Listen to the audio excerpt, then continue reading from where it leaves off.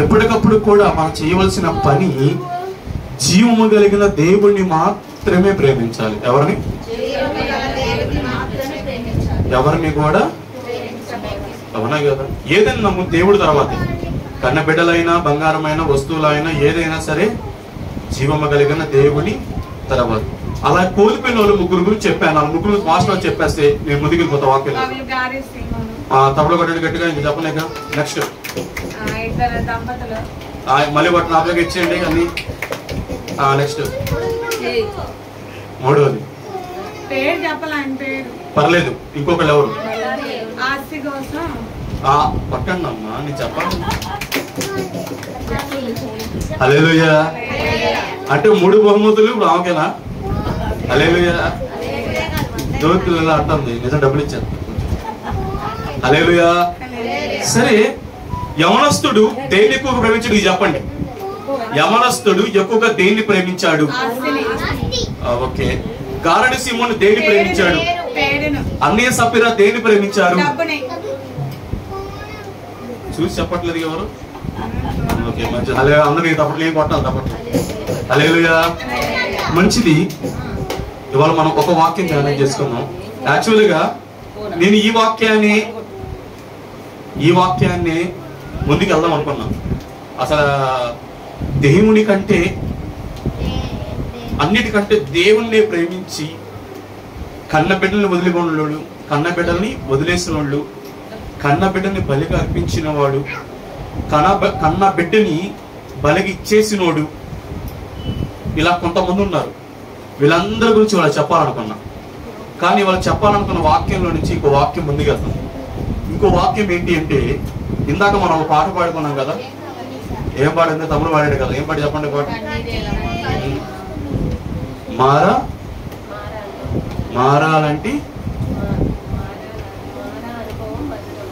మారా అనుభవం. ఓకే, ఇప్పుడు మన వాక్యం ఏంటి అంటే మారా.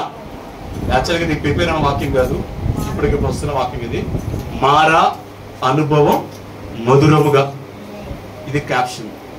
ఇంతకు మారా అంటే ఏంటి చెప్పండి? మారా అంటే మధురము అంటే తీపి.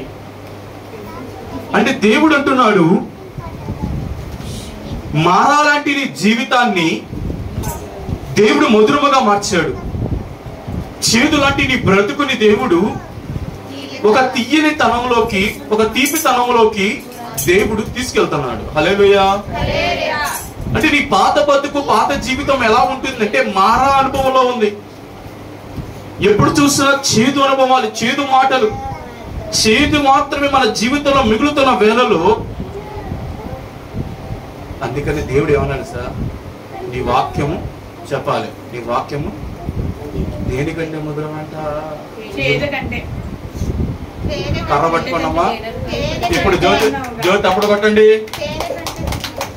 నేను ఈ వాక్యం. హల్లెలూయా. శ్రావణి కొట్టండి ముందు. అంటే మనం వాక్యం జాగ్రత్తగా వినాలి. నేనేమన్నాను? వాక్యం దేనికంటే మధురము అన్నా.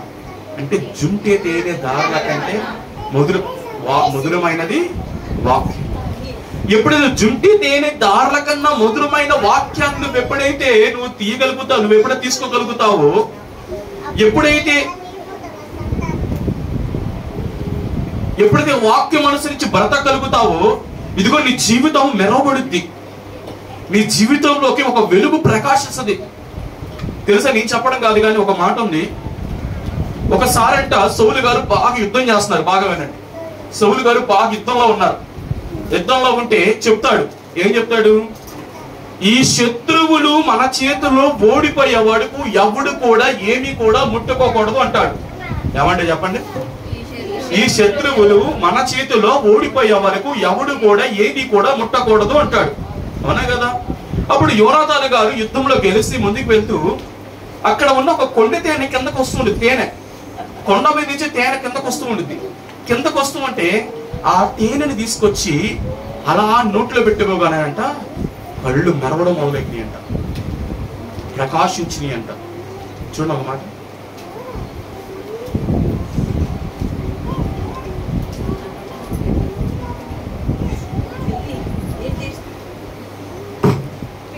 సమూయేలు రాసిన సమూయేలు గ్రంథం మొదటి గ్రంథంలోని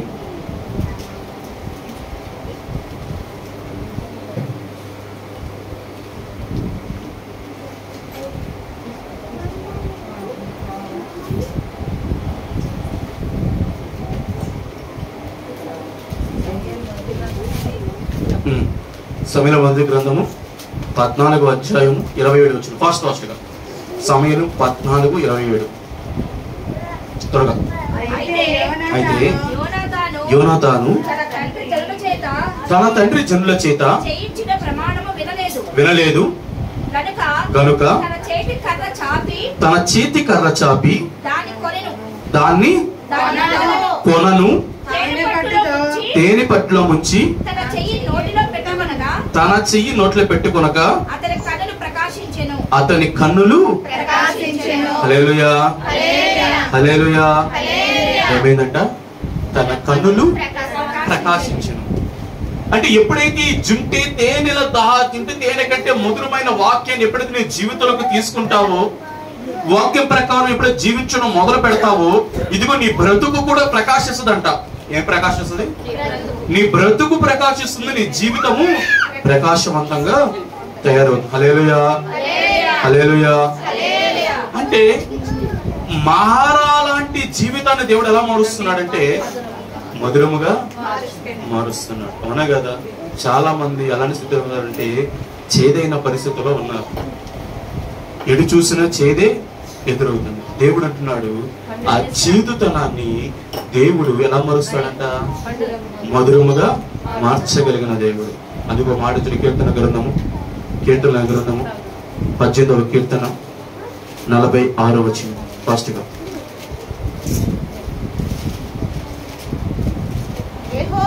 యెహోవా జీవము గలవాడు, నా ఆశ్రయదుర్గమైన వాడు, స్తోత్రార్హుడు. హల్లెలూయా హల్లెలూయా.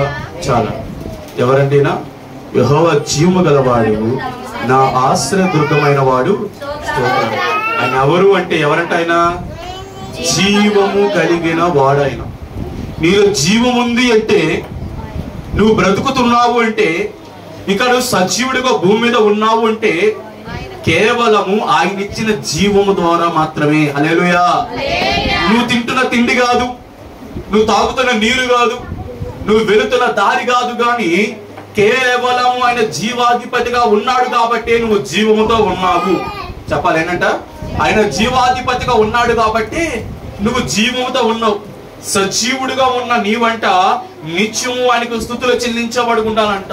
ద్వితీయోపదేశ కాండము 4వ అధ్యాయము 4వ వచనం రాస్తుంది. ద్వితీయోపదేశ కాండము 4వ అధ్యాయము, ద్వితీయోపదేశ కాండము 4:4 మీ దేవుడైన యెహోవాను హత్తుకొనిన మీరందరూ నేటి వరకు సజీవులై ఉన్నారు. హల్లెలూయా. అరే నేటి వరకు నువ్వు బ్రతుకున్నావు అంటే నీ దేవుడైన యెహోవాను హత్తుకున్నావు కాబట్టి, నువ్వు ప్రకాశిస్తున్నావు అంటే ఇదిగో ఆయన వాక్యాన్ని తింటున్నావు కాబట్టి, ఇదిగో నీ జీవితము చేతిలో నుంచి తీపిలోకి మారింది అంటే ఇదిగో నువ్వు ఆయనతో కలిసి ఉంటున్నావు కాబట్టి. హల్లెలూయా హల్లెలూయా. నువ్వు నీ దేవుడిని హత్తుకుని ఉన్నావు కాబట్టి ఇంతవరకు బ్రతికున్నావు, సజీవ లెక్కలో ఉన్నావు. అవునా కదా? ఈ దినము చూడని వారు, ఈ రోజు చూడని వారు ఎంతో మంది సమాధులు పెట్టబడ్డారు. నీవు నేను సజీవంగా ఉన్నావు అంటే ఆయన హత్తుకున్నావు కాబట్టి. నువ్వు నేను జీవముతో ఉన్నావు అంటే ఆయన జీవం కలిగిన దేవుడు కాబట్టి. ఈ రోజు ఏదైనా మన జీవితంలో తీపిగా మారుతున్నాయంటే ఇదిగో జుంటి తేనె దారుల కన్నా మధురమైన వాక్యమును వరుస తింటున్నావు కాబట్టి, నిత్యము వాక్యముతో బ్రతుకుతున్నావు కాబట్టి. ఆయన వాక్యం ఏం చేస్తుందంట? బ్రతికిస్తుంది. ఆయన వాక్యము నడిపిస్తుంది. ఆయన వాక్యము నీ పాదములకు నీ త్రోవకు వెలుగు. అవునా కదా? ఆ వాక్య ప్రకారం నువ్వు జీవించిన ఎడల ఆ వాక్యం అంటే నేను బ్రతికిస్తుందంట, జీవములో నడిపిస్తుందంట, సజీవుడిగా చేస్తుందంట. ఏం చేస్తా చెప్పండి? బ్రతికిస్తుంది, జీవములో నడిపిస్తుంది, సజీవుడిగా చేస్తుంది. బ్రతికిస్తుంది, నడిపిస్తుంది, సజీవుడిగా. మళ్ళీ అడుగుతా విషయం గుర్తుపెట్టి. హల్లెలూయా హల్లెలూయా. నీకు ఎందుకు జీవం ఉంది అంటే ఆయన జీవాధిపతిగా ఉన్నాడు కాబట్టి. ఒక మాట ఏంటంట, నీకెందుకు జీవం ఉందిరా బాబు అంటే ఆయన జీవాధిపతివయ్యా నువ్వు చెప్పగలగాలి. అది నువ్వు ఇంతకాలం సజీవుడికి ఎందుకున్నావురా అంటే ఇదిగో నేను ఆయన హత్తుకులు ఉన్నాయి కాబట్టి నన్ను సజీవునిగా ఉంచాడని చెప్పాలి. హత్తుకోవడం మీకు తెలుసా? చెప్పండి. హత్తుకోవడం అంటే కౌగిలించుకోవడం.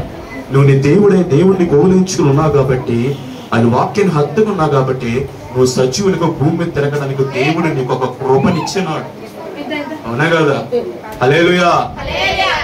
అలాంటి దేవుడు అంటున్నాడు, ఇదిగో చేదైనా నీ జీవితాన్ని మధురముగా మారడానికి దేవుడు సిద్ధముగా ఉన్నాడు. ఆయన మధురముగా మార్చే దేవుడు. నువ్వు చేయవలసింది ఒకటే, విశ్వాసంతో ప్రార్థన చేయాలి, నమ్మకంతో ఆయన వైపు నడవాలి. ఎన్ని చేయాలంట? విశ్వాసంతో ప్రార్థన చేయాలి, నమ్మకంతో ఆయన వైపు నడవాలి.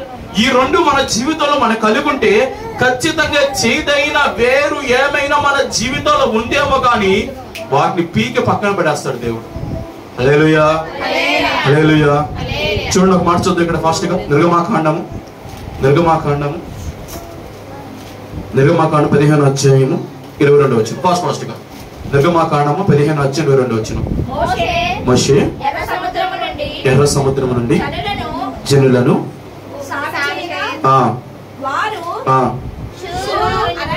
అరణ్యకు వెళ్ళి దానిలో 3 దినములు నడిచింది.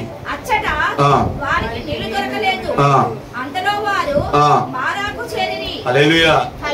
చాలా మందికి మారా అంటే ఏంటో తెలియదు. మారా అనేది ఒక ప్రాంతం. ఏంటంట? మారా అనేది ఒక ప్రాంతం. వీళ్ళందరూ ఎక్కడికి చేరారంటే ఇదిగో 3 దినాలంట జనులు సాగుతేగా 3 దినములంట నడిచారంట. హల్లెలూయా. ఒక మాట చెప్పనా, మీరు జాగ్రత్తగా వినండి. కొన్ని మాటలు జాగ్రత్తగా వినండి. మోషే గారు ఎన్ని దినాలు నడిచాడు చెప్పండి? 40 పగళ్ళు 40 రాత్రులు నడిచాడు ఆయన. అవునా? యేసయ్య 40 పగళ్ళు. ఎక్కడ దాహం వేసిందా? ఎక్కడ కూర్చొని తిన్నాడు రాసిందా? ఎక్కడ లేదు. కానీ ఇశ్రాయేలు ప్రజలు ఎప్పుడైతే 3 దినాలు నడిచారో నీళ్ళు లేక గొంతు ఆరిపోయిందంట. నీళ్ళు లేక గొంతు ఆరిపోయిందంట. మీకు మొన్న ఒకసారి వాక్యం చెప్పాను. సంసోను గారు కూడా ఎన్నిసార్లు ప్రార్థన చేశారని చెప్పాను. ఎవరు చెప్పాను? మీకేనా? సంసోను ఎన్నిసార్లు? 2 సార్లు. ఎప్పుడు ప్రార్థన చేశారు?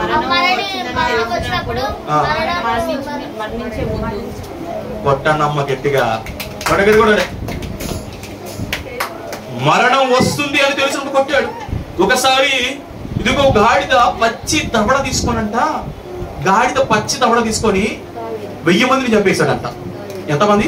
1000 మందిని చంపేసి ఒక పాట పాడుతున్నాడంట. ఏం పాట తెలుసా మీకు? మీరు పాడతారా ఆ పాట? చూడండి ఒకసారి. శ్రావణ పట్టండి గట్టిగా. న్యాయాధిపతుల గ్రంథము చూడు ఒకసారి. వెనకాల చూడండి. న్యాయాధిపతుల గ్రంథం ఏమని పాట పాడాడు చూడండి ఒకసారి ఫాస్ట్ గా. ఒక మాట గుర్తొస్తుంది, ఇది చూస్తుంటే ఫాస్ట్ గా వెళ్ళిపోదాం. న్యాయాధిపతుల గ్రంథము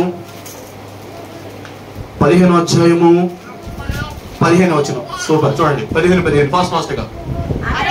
అతడు గాడిద యొక్క పచ్చి దవడ ఎముకను కనుగొని చెయ్యి చాచి దాన్ని పట్టుకొని దాని చేత 1000 మంది మనుషులను. ఎంతమంది చెప్పాడు?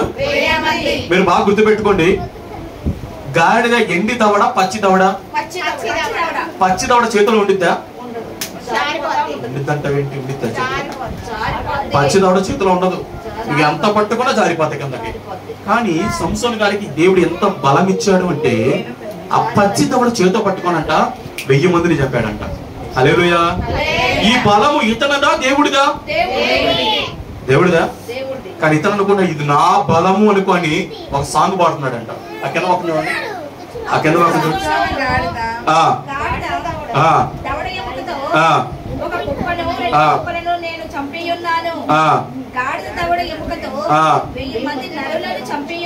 అని సాంగ్ పాడుతున్నాడు.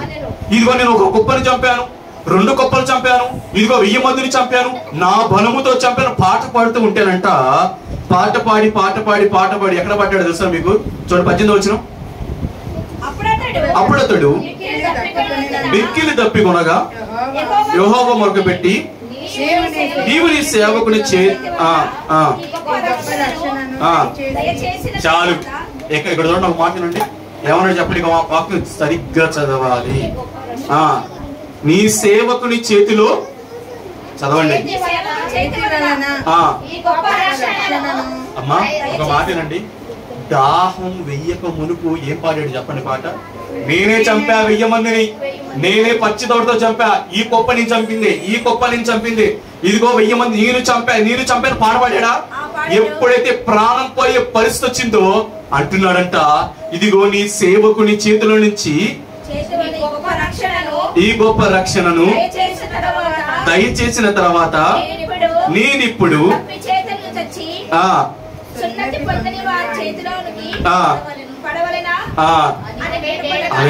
ప్రాణం పోయే పరిస్థితి వచ్చింది. దేవుడు గుర్తొచ్చాడు అమ్మంటే, అయ్యా నేను కాదు చంపింది, నీ సేవకుడు నా చేతితో నువ్వు చేపించావు, ఈ రక్షణ తెప్పించావు, కాబట్టి ఇప్పుడు నేను సున్నతి లేని వీళ్ళ చేతిలో పడవలనా చావలనా? అప్పుడు ప్రార్థన చేశాడంట. జీవితంలో మొట్టమొదటి ప్రార్థన సంసోను చేసింది. రెండో ప్రార్థన ఇక చచ్చిపోతాడు అన్నప్పుడు ప్రార్థన చేస్తాడు, ప్రభువా ఈ ఒక్కసారి బలమీనా, ఏమంటాడు? ఈ ఒక్కసారి బలమిస్తే వీళ్ళందరినీ చంపేసుకుంటా అంటాడు.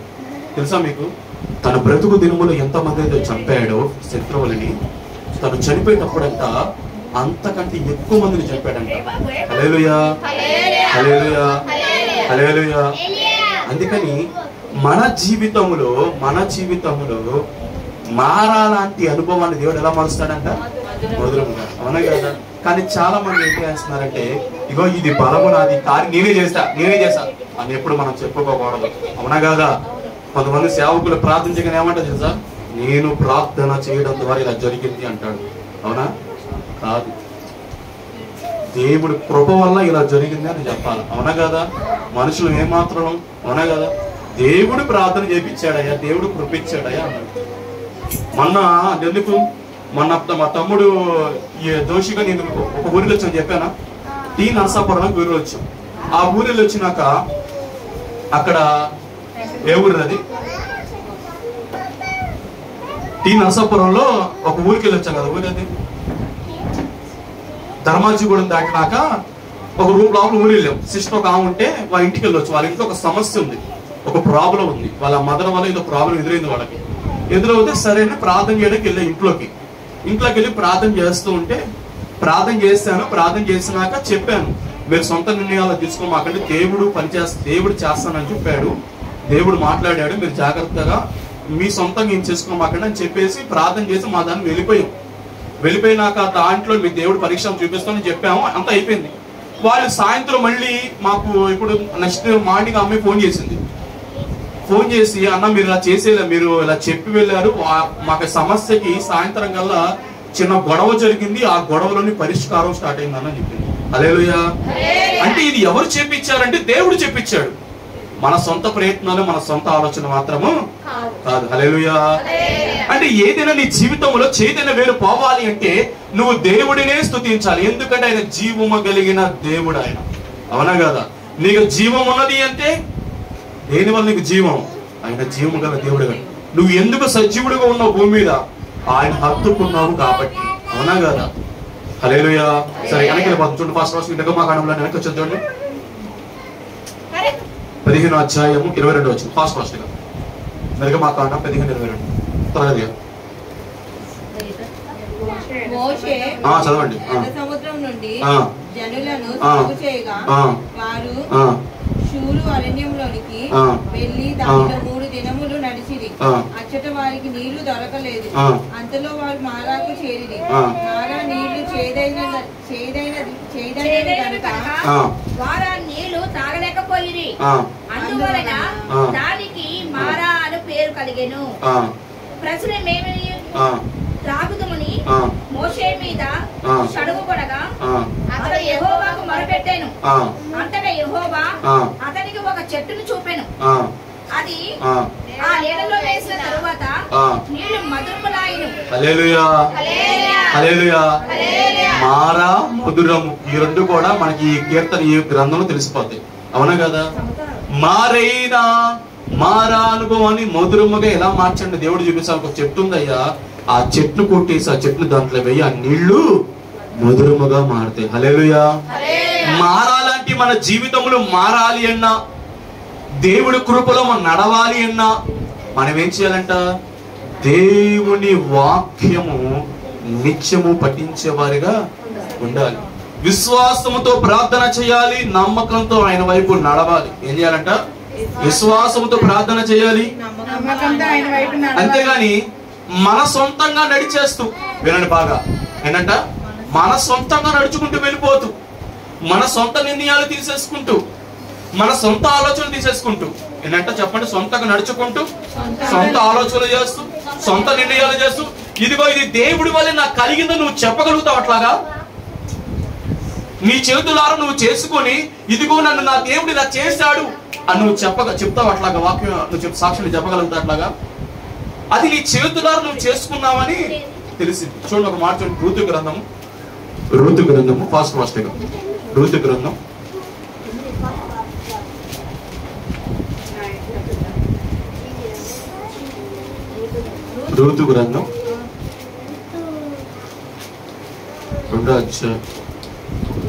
2వ అధ్యాయము 12వ వచనం.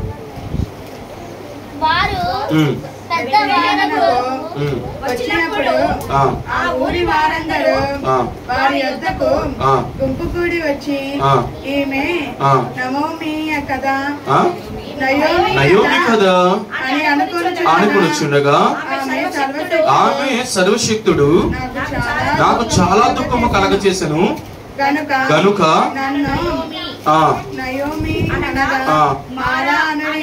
హల్లెలూయా హల్లెలూయా. ఇంకో మాట చెప్తుంది కదా, చదవండి ఒకసారి ఫాస్ట్ గా. నేను దాన్నై వెళితిని, యెహోవా నన్ను రిక్తురాలినిగా తిరిగి రాజేసెను. మీరు నన్ను నయోమి అని పిలవలేరా? యెహోవా నా మీద విరుద్ధముగా సాక్ష్యము పలికెను. హల్లెలూయా చెప్పి, సర్వశక్తిమంతుడు నన్ను బాధపరిచిన వారితో చెప్పి, హల్లెలూయా హల్లెలూయా. బాగా వినండి. బెత్లెహేము ఫస్ట్ ముగిచేస్తాను. బెత్లెహేము అనగా రొట్టెల ఇల్లు అని అర్థం. చెప్పండి ఏంటంట? బెత్లెహేము అనగా రొట్టెల ఇల్లు. రొట్టెలు ఇల్లు అనగా సమృద్ధి గలది అని అర్థం. చెప్పండి. రొట్టెల ఇల్లు అనగా సమృద్ధి గల ప్రదేశము, సమృద్ధి కలిగిన ప్రాంతము అని అర్థం. రొట్టెలు అనగా సమృద్ధి గల ప్రాంతం. బాగా వినండి. ఒకరోజు బెత్లెహేములో కరువు వస్తుంది. ఏమొస్తుంది? కరువు వస్తుంది. కరువు రాగానే అంట, ఆ మనిషి పేరు ఎలీమెలెకు, అతని భార్య పేరు నయోమి, తన ఇద్దరు కుల పేరు మహలోను, కెల్యోను. హల్లెలూయా హల్లెలూయా. కరువు రాగానే ఈ నయోమి కుటుంబం మొత్తం ఎక్కడికి వెళ్ళింది చెప్పండి?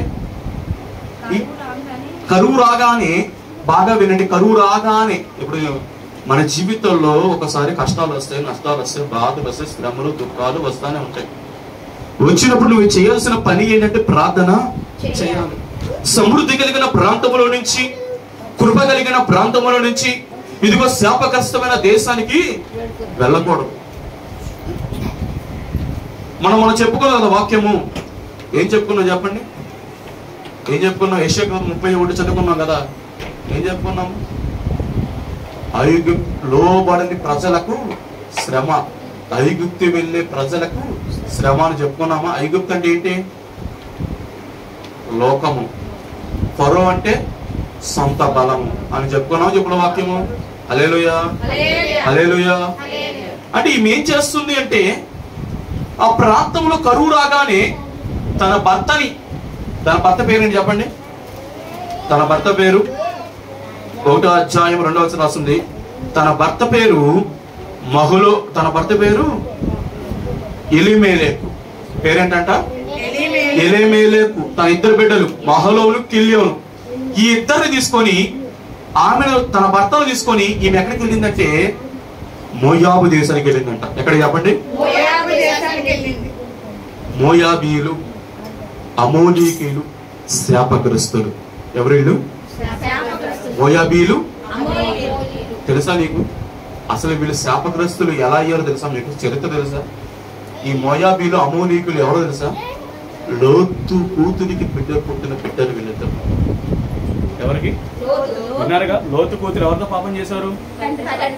తండ్రితో పాపం చేస్తే పుట్టిన బిడ్డలు ఎవరు అంటే ఈ మోయాబీలు, అమోలికీయులు. ఈ అమోలికులు దేవుడు చెప్పాడు వీరు శాపగ్రస్తులు అని చెప్పి. శాపగ్రస్తులైన దేశానికి వెళ్ళిపోయింది ఈమె తన కుటుంబాన్ని తీసేసుకొని. ఇందా చెప్పాను కదా, బెత్లెహేము అనగా రొట్టెల ఇల్లు. రొట్టెల ఇల్లు అంటే సమృద్ధి కలిగిన ప్రాంతం. ఇదిగో సమృద్ధి కలిగిన ప్రాంతం నుంచి ఒక శాప కలిపిన ప్రాంతానికి తీసుకెళ్ళిపోయింది. అక్కడికి శాపగ్రస్త ప్రాంతానికి వెళ్ళిపోగలనట తన ఇద్దరు బిడ్డలకి పెళ్లి చేసేసింది. ఇద్దరు బిడ్డలకి ఏది శాపకరమైన దేశంలోనే. ఆ ఇద్దరు బిడ్డల పేరు కోడలు ఎవరు తెలుసా మీకు? ఒక కోడల పేరు చెప్పండి. కోడల పేరు, రెండో కూతురి పేరు ఏంటి? రెండో కోడల పేరు ఏంటి? ఓర్పా. ఓర్పా ఒక కోడల పేరు, రూతు ఒక కోడల పేరు. ఈ రూతు అనే ఆ రూతు గురించి మనం ఇదే తర్వాత చెప్పుకుందాంలే కానీ, రూతు ఓర్పా ఎప్పుడు తీసుకెళ్ళిందో ఫస్ట్ భర్త చనిపోయాడు. ఎవరు చనిపోయాడు? భర్త చనిపోయాడు. ఇంకొంచెం రోజులు ఇప్పుడు భర్త చనిపోయినప్పుడన్నా ఏం చేయాలి? అది శాపకరమైన దేశం ఇది, నా దేవుడు ముందే, బైబిల్ కాలేసాడు, శాపకరమైన దేశం ఇది నా దేవుడు ముందే చెప్పాడు అని చెప్పి మళ్ళీ సమృద్ధిగా ప్రాంత కొడుకులు తీసుకుని వచ్చేయాలా? రాకుండా అక్కడే నివాసం చేస్తుందంట. ఇద్దరు బిడ్డలు చనిపోయారు. ఎంతమంది చనిపోయారు? భర్త చనిపోయాడు, ఇద్దరు బిడ్డలు చనిపోయారు. చనిపోగానే ఆమె చెప్పిన ఇద్దరు కూడా చెప్పినమ్మా, మీకు చాలా వయసు ఉంది, మీరు వయసులో ఉన్నారు, ఇక్కడే వేరే ఒకరు పెళ్లి చేసుకొని మీ దారి మీరు చూసుకోండి అని చెప్పింది. చెప్తే ఆమె చెప్పింది, ఓర్పాయం ముద్దు పెట్టుకు వెళ్ళిపోద్ది. రూత్ అనేది అంటారు, నీ దేవుడే నా దేవుడు, నీ ప్రాంతమే నా ప్రాంతం అని చెప్పి వచ్చింది. కాబట్టి రూతు గర్భాన్ని కూడా మన యేసయ్య వాడుకున్నాడు. తెలుసా మీకు? తెలుసా మీకు? మన యేసయ్యకి ఒక జన్మ ఉంది. చాలా మంది అంటారు అసలు యేసయ్యకి జన్మ ఏది? ఎక్కడ కన్య గర్భాన పుట్టాడు అని రాస్తుంది. కానీ అసలు మరియ ఏ వంశస్థురాలు, ఎవరెవరి గర్భాన ధరించి దేవుడు ఎవరి గర్భాన్ని వాడుకున్నాడంటే దేవుడు వాడుకున్న గర్భాలలో రూతు కూడా ఉంది. హల్లెలూయా. ఈసారి దేవుడు కృపంటే ఈ వాక్యం చెప్పుకుందాము. ఎవరెవరిని ఎలా వాడుకున్నాడు దేవుడు చూపిస్తాను. సరే, ఎప్పుడైతే ఈ ప్రాంతం నుంచి వస్తుంటే కోడలు తీసుకుని రాగానే అక్కడ వాళ్ళందరూ వచ్చాడు గుంపుగొడి. నయోమేనా నువ్వు నయోమేనా? నయోమి అంటే మధురము అని అర్థం. నయోమి అంటే మధురము అని అర్థం. ఇప్పుడు ఆమె చెప్తుందంట, చూడండి సన్నకెళ్ళి సేమ్ దాంట్లోకి వెళ్ళిపోయిన ఫాస్ట్ గా. ఏం చెప్తుందంట? నా రూతు 1:19, ఆ ఊరి వారందరూ వారి యొద్ద గుంపుగొడి వచ్చి ఈమె నయోమి కదా అనుకుని వచ్చుండగా ఆమె సర్వశక్తుడు నాకు దుఃఖము కలగజేసును అంది. హల్లెలూయా. శాపము కలిగిన ప్రాంతంలో నివాసం చేస్తూ, శాపం కలిగిన ప్రాంతానికి వెళ్తూ, ఇదిగో దేవుడు నా స్థితిని ఇలా చేశాడు అని చెప్పడం ఎంత న్యాయమా నీకు? అలా చెప్పచ్చా మనం? ఆ ప్రాంతానికి వెళ్ళొద్దు, అది శాపకరమైన ప్రాంతం అని దేవుడు చెప్పాడు చెప్పలేదా? చెప్పాడు. అయినా సరే ఈమె అక్కడికి వెళ్ళి అంటుందంట, ఇదిగో సర్వశక్తుడు నాకు దుఃఖమును కలగజే, నన్ను నయోమి అనగా మారా అనుడి, నేను సమృద్ధి గలదాన్ని వెళితిని, యెహోవా నన్ను రిక్తురాలిగా. సమృద్ధిగానే వెళ్ళింది. అక్కడేం చేసింది? రిక్తురాలిగా అంటే ఏం చెప్పండి? రిక్తురాలు దాని అర్థం ఏంటి చెప్పండి? ఫాస్ట్ గా ముగించేస్తున్నాం. రిక్తురాలు అంటే దాని అర్థం ఏంటి? ఏమీ అన్ని పోయింది. రిక్తురాలుగా ఏమి అన్ని ఉన్నదానికి వెళ్ళాను, ఏమీ లేని దానికి వచ్చాను. చెప్పలేదంట, అన్ని ఉన్నదానిగా వెళ్ళాను, ఏమీ లేని దానిగా బయటకు వచ్చాను. హల్లెలూయా. అందుకని అంటుంది, నన్ను నయోమి అనద్దు, నన్ను మారా అనండి. ఇదిగో నా జీవితం చేదుగా తయారైంది. చేదైన వేరు నా జీవితంలోకి వచ్చింది. చేదైన బ్రతుకుతో నింపబడ్డా నేను. నన్ను మారా అనమాకండి, నన్ను నయోమి అనవద్దు, నన్ను చేదుగా పిలవండి, నన్ను చేదుగా చూడండి అంటుంది. అంటే ఏమి చేతులారా చేసిన దాన్ని కూడా ఎవరైనా నెడుతుంది? దేవుడి మీద నెడుతుంది. మనం అట్టి జీవితాలు జీవించకూడదు. మారాలంటే జీవితాన్ని మధురమాగా మార్చే దేవుడు మన దేవుడు. మన దేవుడు ఎవరంటే జీవము కలిగిన దేవుడు, సర్వశక్తిమంతుడు, కృపనివ్వగలిగిన దేవుడు, ఎలాంటి పరిస్థితులైనా స్థితిగతులైనా మార్చగల దేవుడు ఆయన. ఏమైనా చేయగలిగిన దేవుడు ఆయన. నీ జీవితంలో ఉన్నది లేనట్టుగా లేనది ఉండగా చేయగలిగిన దేవుడు ఆయన. మృతులను సజ్జులుగా మార్చే దేవుడు ఆయన. పాతలు పంపించింది ఆయనే, తిరిగి రప్పించేది కూడా ఆయన. మన కాళ్ళ ధృతులు ఆయన చేతుల్లోనే ఉన్నాయి. ఏమైనా చేయగలిగిన దేవుడు ఆయన. అవునా కదా? అలాంటి దేవుడి దగ్గరికి వస్తున్న నీవు జీవముతో నింపబడాలి అన్నా, తీపి అనేది నీ జీవితంలోకి రావాలి అన్నా, మధురమైన దేవుడి వాక్యాన్ని అనుదినము పఠించాలంట. ఏం చేయాలంట? మధురమైన దేవుడి వాక్యాన్ని అనుదినము పఠించాలి. విశ్వాసంతో ప్రార్థన చేయాలి, నమ్మకంతో నడవాలి. విశ్వాసంతో ప్రార్థన చేయాలి, నమ్మకంతో ఆయన వైపు మధురమైన దేవుడి వాక్యాన్ని నిత్యము పఠించాలి, నిత్యము ధ్యానించాలి. ఇదిగో వాక్యముల కనుక నువ్వు ధ్యానిస్తూ ఉంటేనంట ఎలాంటి జ్ఞానం కలుగుతుందో చూసుకుని ముగించేసుకున్నా. చూడండి, కీర్తన గ్రంథం 112వ కీర్తన ఫాస్ట్ గా. కీర్తన 119.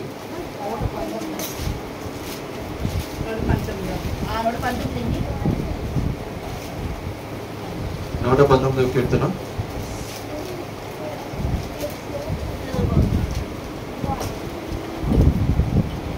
97 వచ్చిన 119. నీ ధర్మశాస్త్రము నాకు ప్రియముగా ఉన్నది, దీనివల్ల నేను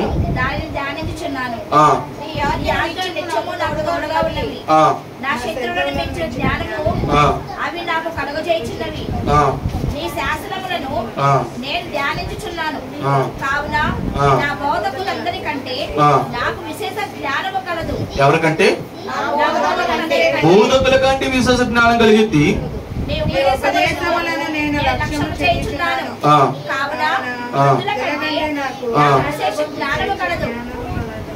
నేను నీ వాక్యమును అనుసరించినట్లు దుష్ట మార్గములన్నిటిలో నుండి నా పాదమును తొలగించుకొనుచున్నాను. నీవు నాకు బోధించినవి కనుక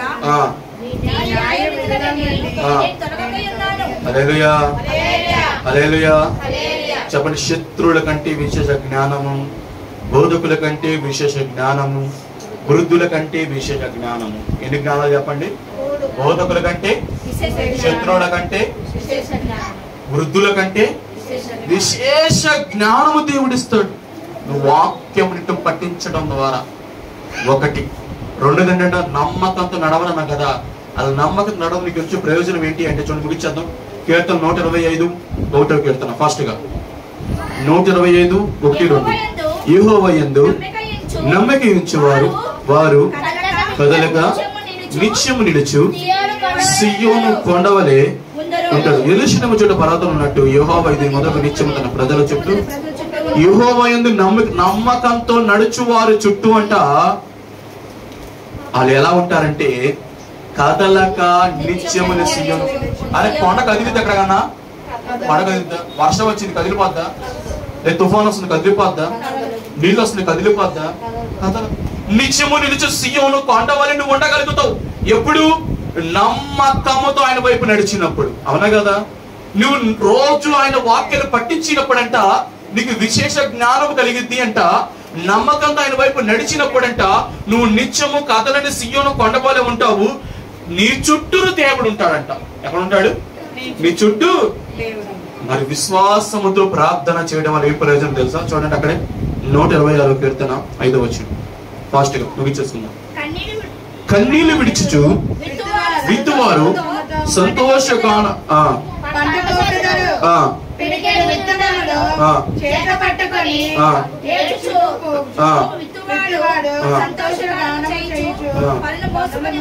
హల్లెలూయా.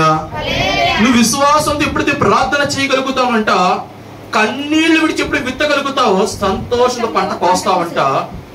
పిడికేడి విత్తనములు చేత పట్టుకు ఏడ్చిచు విత్తువాడంట సంతోష బస్తాలు మోసుకెళ్తావంట. అర్థమైందా? ఎప్పుడైతే విశ్వాసంతో ప్రార్థన చేసి కన్నీటితో వెళ్ళి ఎప్పుడైతే ప్రార్థన చేస్తూ విత్తనాలు విత్తగలుగుతానంట సంతోషంతో పంట కొయ్యగలుగుతాం. హల్లెలూయా, హల్లెలూయా. అందుకు రాసిందిగా తీయక్కర్లేదు. మోసపోకుడు దేవుడు వెక్కిరించబడడు. ఏ విత్తనం అయితే విత్తుతావో ఆ పంటే మంచి విత్తితే మంచి, చెడు విత్తితే చెడు. నువ్వు ఏమైతే చేస్తున్నావో దానికి తగ్గ ఫలము ఖచ్చితంగా పొందుకుంటావు. అవునా కదా? దానికి తగ్గ ఫలము ఖచ్చితంగా పొందుకుంటారు. అది ఎవరైనా సరే. కొలసి రాసిన పత్రిక రాసింది కదా, ఒక మాట ముగించేస్తున్నాయి కదా లాస్ట్. కొలసి రాసిన పత్రిక, కొలసీలకు రాసిన పత్రికలో ఒక మాట చూసి కొలసీయులకు రాసిన పత్రిక 3వ అధ్యాయము లాస్ట్ వచ్చిన 20 అన్యాయము చేసిన వాడికి తాను చేసిన అన్యాయము కొలది మరలా లభించును, పక్షపాతం ఉండును. హల్లెలూయా. పక్షపాతము ఉండదు. అవునా కదా? ఆయన మన జీవితాన్ని దేవుడు మధురముగా మార్చగలడు. ఆయన ఎలాంటి జీవితాన్ని దేవుడు సరిచేయగలడు. ఎటువంటి వంకరలేని జీవితాన్ని కూడా నిట్ట నిలువగా స్ట్రైట్ గా నడిపించగల దేవుడు ఆయన. ఉన్నది లేని ఉన్నట్టుగా చేయగలిగిన దేవుడు ఆయన. అవునా కదా? అలాంటి అనుభవం నుంచి మన జీవితాలు మధురముగా మార్చబడాలి అన్నా, దేవుడు ఉన్న మాధుర్యాన్ని మనం పొందుకోవాలి అన్నా, మనం ఏం చేయాలంట? నిత్యము ఆయన వాక్యములు ధ్యానించాలి. ధ్యానించడం ద్వారా ఏమొస్తుంది? నీకు ఏమొస్తుంది? విశేష జ్ఞానం. బోధకులకు ఇచ్చిన జ్ఞానం, శత్రువులకు ఇచ్చిన జ్ఞానం, వృద్ధులకు ఇచ్చిన జ్ఞానము. నమ్మకంతో ఆయన వైపు నడవడం ద్వారా ఏమొస్తుందంట? నిత్యము కదలని సీయోను కొండవలే ఉంటావు. అదే విశ్వాసంతో ప్రార్థన చేయడం వల్ల ఏమొస్తుందంట? ఏడ్చుతూ పోయి నువ్వు విత్తిన విత్తనాలు సంతోషంతో పంట కోసుకునే స్థితిని దేవుడు నీకు ఇస్తాడు. హల్లెలూయా. ఏడుపు అంటే మార, సంతోషము అంటే మధురం. అవునా కదా? అలాంటి కృప దేవుడు మనందరికి దయచేయను గాక. ఆమె చిన్న ప్రార్థన చేసుకుందాం. పరిశుద్ధుడా, ప్రేమ కలిగిన ప్రభువా, సర్వాధికారి సర్వశక్తిమంతుడా, అయ్యా మీరు మాట్లాడిన మాటలను బట్టి నీకు స్తోత్రము దేవా. మీరు నడిపించిన విధానం బట్టి నీకు స్తోత్రము నాయన. అయ్యా మా జీవితంలో మీకు ఇష్టము లేని చేదైన వేరు మా జీవితంలో ఏమైనా సరి చేసుకోవడానికి కృప చూపమని ప్రార్థిస్తున్నామయ్యా. మీరు సహాయం చేయండి దేవా. వెతబడిన వాక్యము తండ్రి నా హృదయములో ఇంపుదంతులుగా, అరవదంతులుగా, నూరంతలుగా ఫలపరితమైన జీవితాన్ని మాకు దయచేయండి ప్రభా. మాకున్న ఆధారం మీరే, మాకున్న బలము మీరే, మాకున్న శక్తి మీరే కదా ప్రభా. నీకు స్తోత్రం. మీరు తప్ప మాకు ఏది దిక్కు లేదు ప్రభా. నీకు స్తోత్రము దేవా. యేసయ్యా, నమ్మకంతో మీ వైపు నడిచేవారిగా, విశ్వాసముతో ప్రార్థన చేసేవారిగా, నిత్యము నీ వాక్యను ధ్యానించేవారిగా మా సంఘములకు మీ కృపను దయచేయమని ప్రార్థిస్తున్నాను. మారాలంటే బ్రతుకులు ఉన్నాయి ప్రభా. మధురముగా మార్చేవానా, చైతన్య స్థితి నుంచి తీపని స్థితికి దయచేవానా. ఆ రోజు యోనాతానికలు ఎలాగైతే ప్రకాశించబడ్డాయో దేవా, ఇదిగో మా జీవితంలో మీ నామములు ప్రకాశించాలయ్యా. అయ్యా మీ నామములు ప్రకాశవంతంగా తయారవ్వాలి తండ్రి. అట్టి కృపను మా సహాయం చేయండి. ఈ వాక్యం ఎవరి శబ్ద యంత్రం ద్వారా ఎవరైతే ఈ మాటలు విని ఉన్నారో దేవా, అయ్యా వాళ్ళ బ్రతుకులు చేదైన వేరు కొట్టివేయండి నాన్న. మధురమైన నా ప్రభు అనుభూతులకు తెప్పించండి నాన్న. అయ్యా మధురమైన అనుభవం దయచేయండి నాన్న. వాళ్ళ జీవితంలో కూడా నీ కార్యములు జరిగించండి నాన్న. మీ కృపతో నింపండి నాన్న. సహాయం చేయండి నాన్న. వాళ్ళ కుటుంబాలకు కూడా క్షేమము దయచేయండి నాన్న. నీ కృపతో బలపరచండి నాన్న. వచ్చిన ప్రతిబడిన దీవించండి, ఆశీర్వదించండి ప్రభు. నీ కృపలో బలం పొందుకునేవారిగా, నీ కృపలో మీ దేవుళ్ళు చూసేవారిగా సహాయం చేయండి. కృపతో నింపమని ఈ మారాల